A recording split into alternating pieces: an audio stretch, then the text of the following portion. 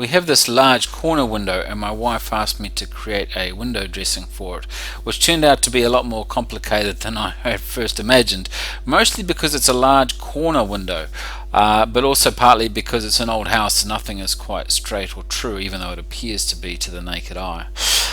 So we pick up the story halfway through here, where I have already ripped two strips to form a French cleat bracket and attach those to each wall, and then you can also see I've created two brackets on each end and the corner in the middle of the long section to hold up the curtain rail. And now I'll show you how I build the rest of the valance, which will slide over the top of this arrangement and hide the curtain rail.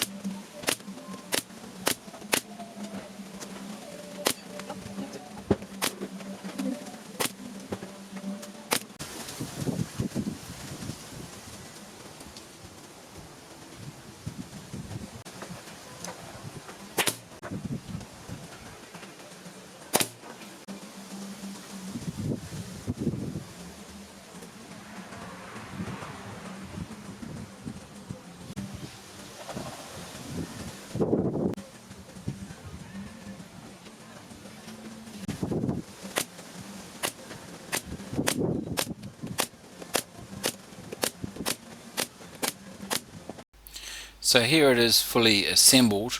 I had to do several test fits and sanding to get it to fit correctly because, as I mentioned, the walls and the window frames not perfectly straight.